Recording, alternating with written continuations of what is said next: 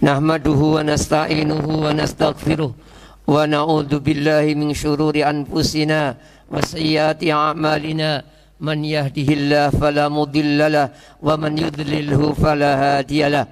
Asyhadu an la ilaha illallah wahdahu la syarikalah wa asyhadu anna Muhammadan abduhu wa rasuluh sallallahu alaihi wa alihi wa mawalah.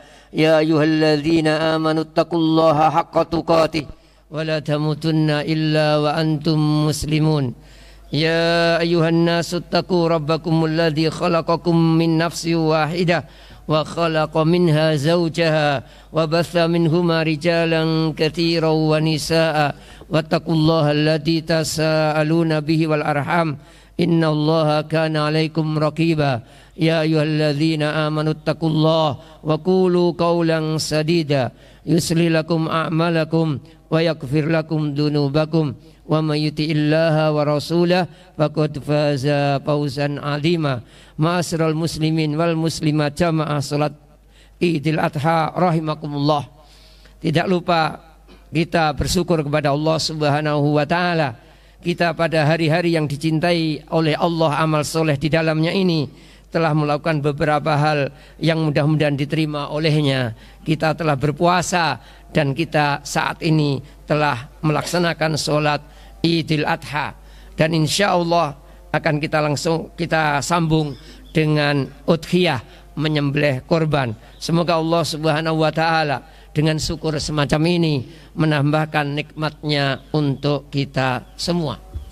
Tidak lupa sholawat serta salam untuk junjungan kita, panutan kita, qudwah kita, Nabi kita Muhammad sallallahu alaihi wasallam. Semoga dengan seringnya membaca sholawat ini Allah memberi taufik kepada kita semua. Kita diberi kekuatan untuk mempelajari sunnahnya, petunjuknya, dan untuk mengamalkannya serta mendakwahkannya.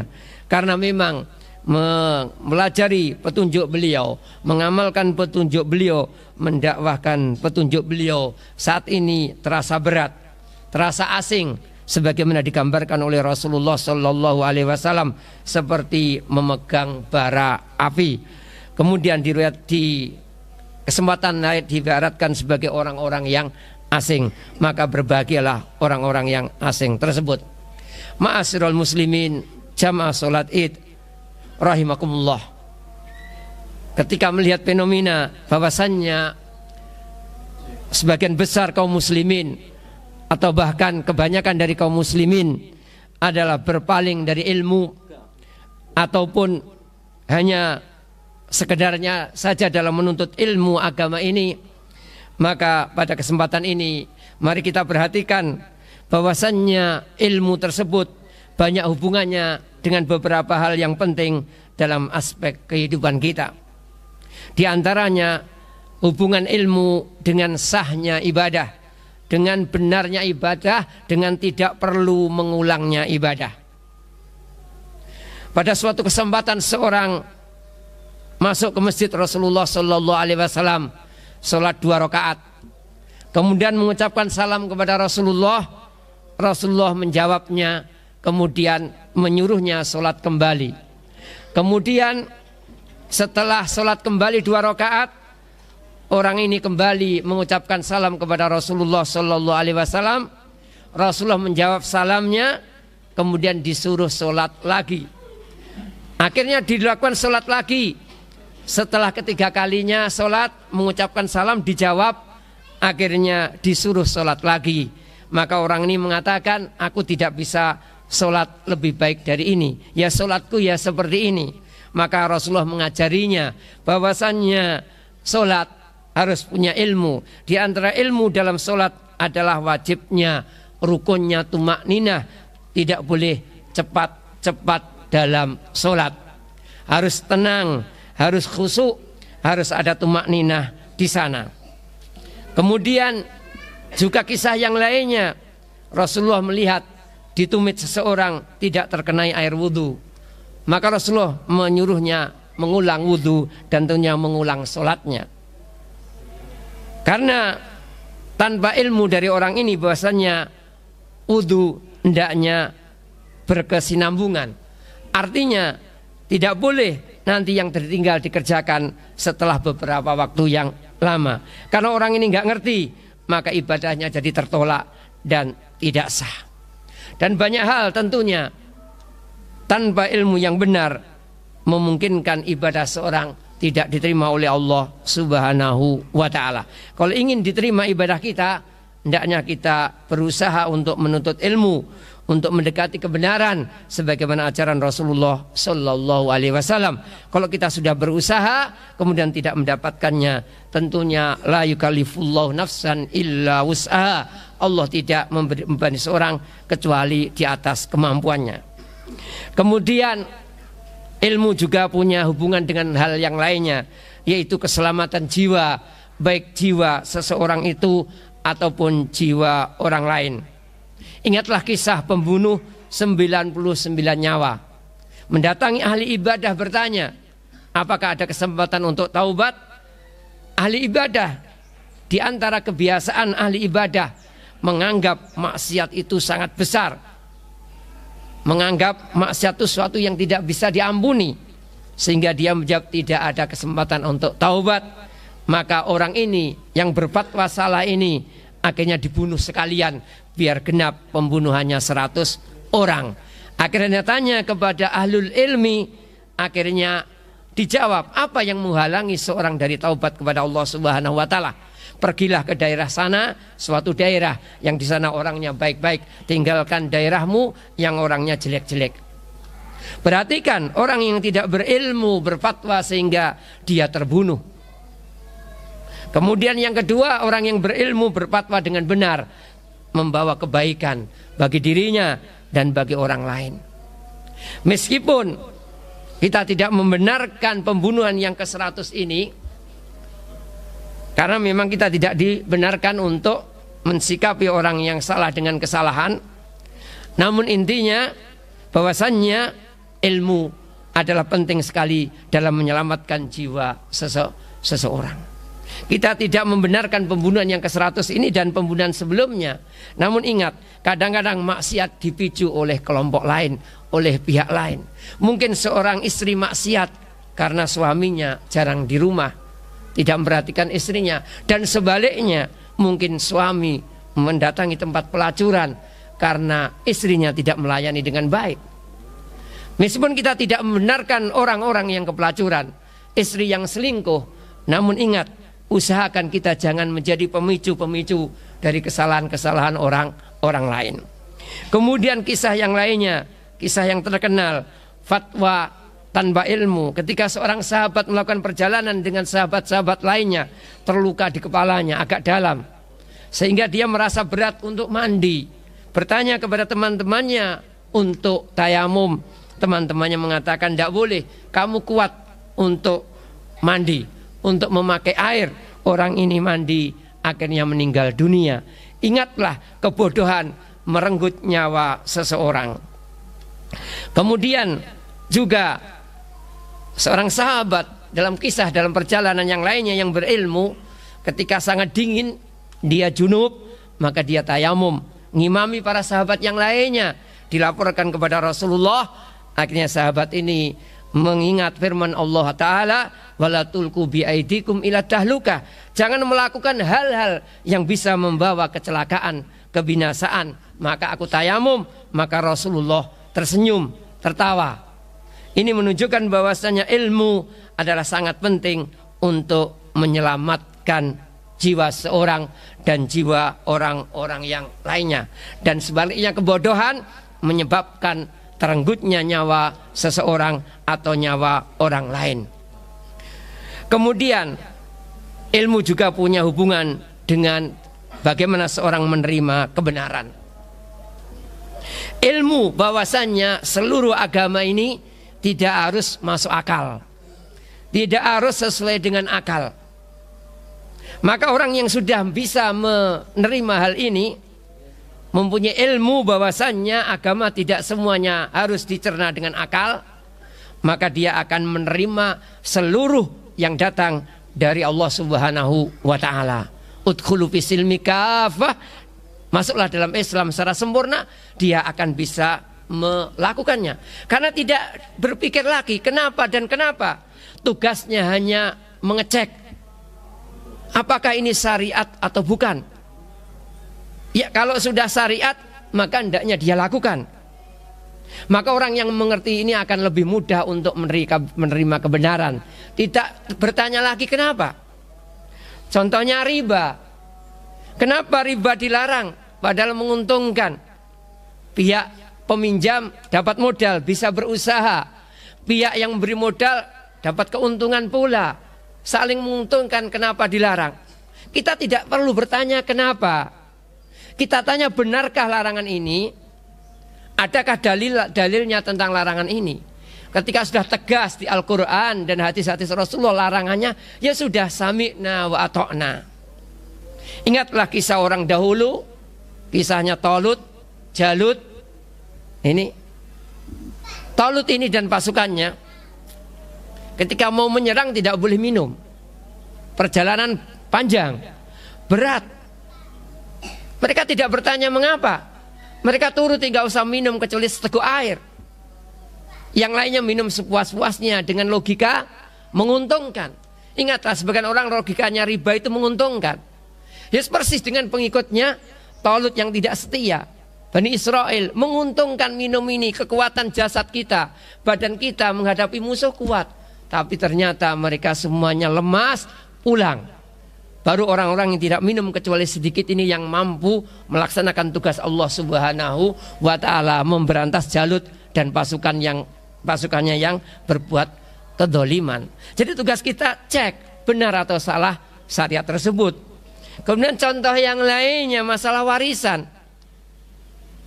Warisan di dunia kita, di masyarakat kadang-kadang menyelisih syariat Islam karena pakai akal. Kenapa laki-laki wanita dibedakan?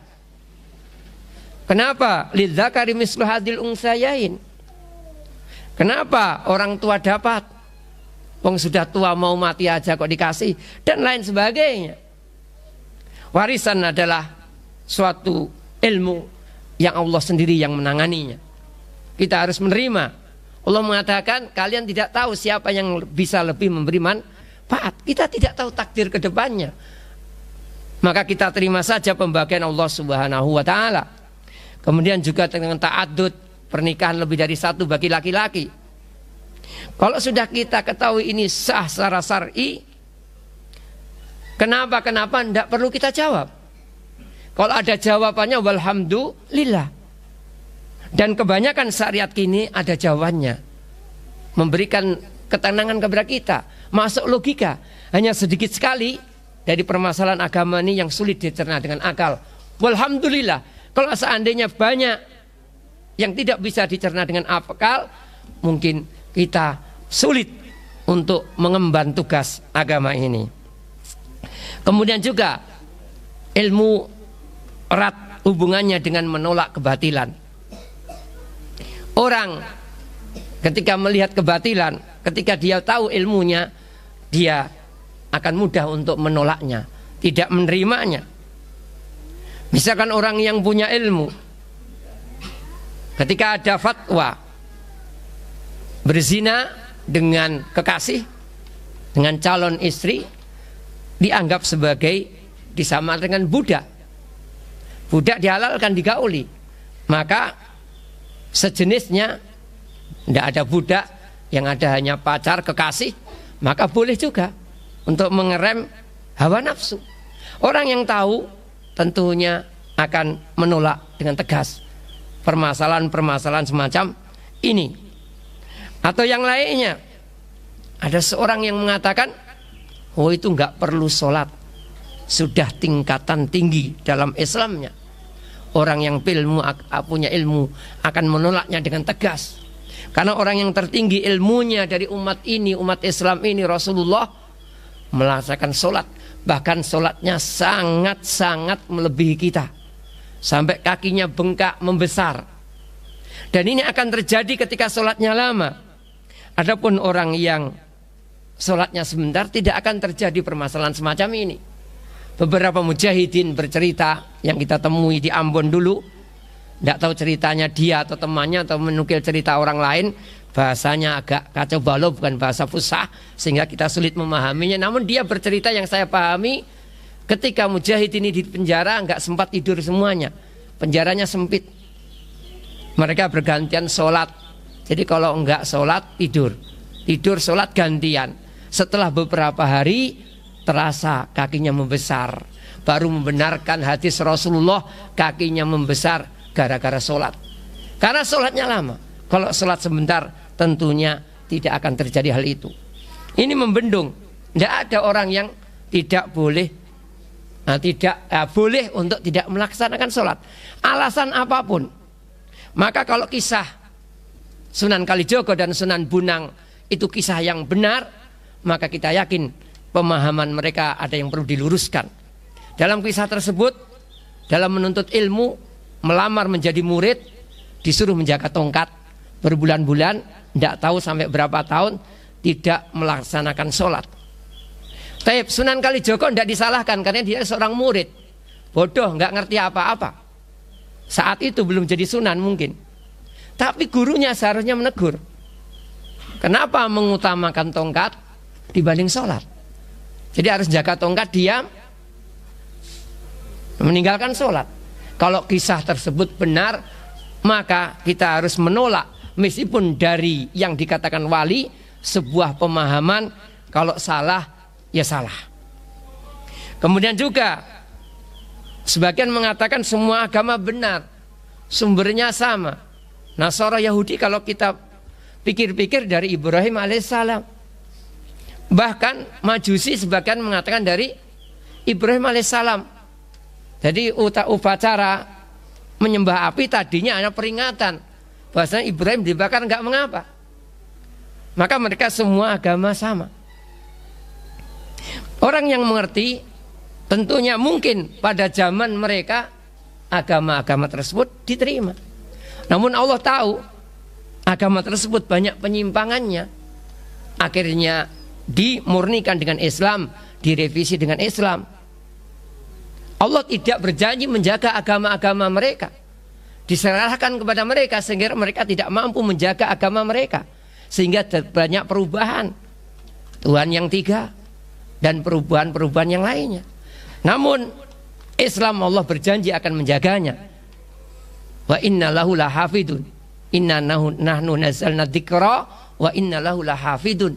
Kami yang menurunkan peringatan tersebut, yaitu Islam, Al-Quran, kami yang menjaganya. Kemudian ilmu kaitannya dengan derajat seseorang, terutama di akhirat, sangat besar sekali tentunya. Di dunia pun kita dapatkan orang yang berilmu akan diangkat oleh Allah Subhanahu wa taala. Yarfa'illahu alladhina amanu minkum walladhina utul ilma darajat. Orang yang beriman di antara kalian diangkat derajatnya jauh di atas orang-orang kafir. Sedangkan orang-orang yang berilmu di antara orang yang beriman di atas orang-orang yang sekedar beriman saja.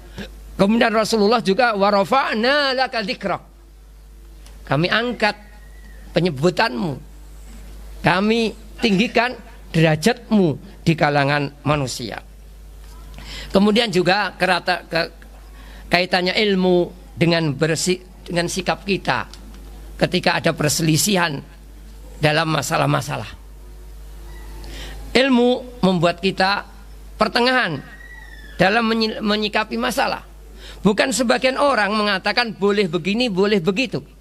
Terserahlah, kalau mau kunut ya kunut, enggak ya enggak. Kalau mau id hari ini ya silahkan, mau kemarin ya enggak apa-apa. Orang-orang yang masa bodoh, nikah tidak didasari oleh ilmu. Orang yang berilmu akan berusaha mencari, berusaha mengecek yang lebih pas mana, yang tepat mana.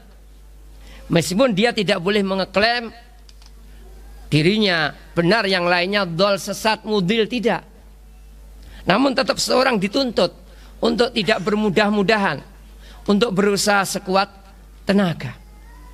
Sebenarnya nenek moyang kita mungkin 300 tahun yang lalu atau 500 tahun yang lalu, ketika itu nggak pernah berpikir di daerah lain bagaimana. Ya memikirnya daerahnya sendiri-sendiri, negaranya sendiri. Nggak pikir Yang pulang haji datang setelah 3 bulan, kami id hari Rabu. Akhirnya kami Kamis baru id. Tidak menjadi problem. Tapi karena sekarang ini banyaknya informasi sehingga sebagian orang menjadi bingung. Sesuatu yang benar di zaman dahulu maka benar untuk selamanya. Di antara ciri Islam yang benar sesuai dengan segala zaman, segala situasi dan kondisi. Didukung dengan hadis-hadis Id bersama manusia Id. Idul Adha juga bersama orang-orang menyembelih. Puasa bersama orang-orang yang puasa. Dalam riwayat yang lain, siapa orang-orang tersebut adalah al-imam. Imam itu siapa? Kalau zaman dulu bisa dikatakan imam yang satu, karena memang pemerintahannya satu. Maka zaman Rasulullah nggak ada khilaf idnya kapan, karena pemerintahnya satu dan wilayahnya tidak terlalu luas. Namun para ulama sepakat, setelah pemerintahan menjadi meluas dan tidak mungkinnya jadi satu, maka masing-masing negara mengambil imam sendiri-sendiri, mengatur ibadah-ibadahnya sendiri-sendiri, tidak mencampuri ibadah negeri lainnya. Kenapa? Karena tidak mungkin untuk bersatu. Tidak ada tuntutan untuk bersatu selama tidak mampu. Tidak mungkin negeri yang begitu luas akhirnya disatukan. Kemudian tuntutan menyatukan, yang kuat menyerang yang lainnya harus tunduk kepada seseorang, akan menyebabkan peperangan yang tidak ada hentinya. Kesempatan bagi orang-orang kufar untuk menyerang kaum muslimin. Kalau kita memaksa khilafah Islamiyah yang satu saat ini, dan ini banyak orang yang mengatakan seperti itu, meskipun mereka juga bohong. Ketika ada ISIS muncul, maka kelompok-kelompok yang mengatakan khilafah Islamiyah di negeri kita nggak gabung ke sana. Itu menunjukkan mereka ngomong khilafah itu juga palsu. Khilafah menurut kelompoknya masing-masing. Maka demikian, ulama mengatakan ketika negeri sudah banyak, maka setiap negeri mengatur kegiatannya sendiri-sendiri, tidak mencampuri negeri yang lainnya. Karena tadi kalau mencampuri, apalagi terjadi perang dan sebagainya, akan melemahkan kaum muslimin sendiri.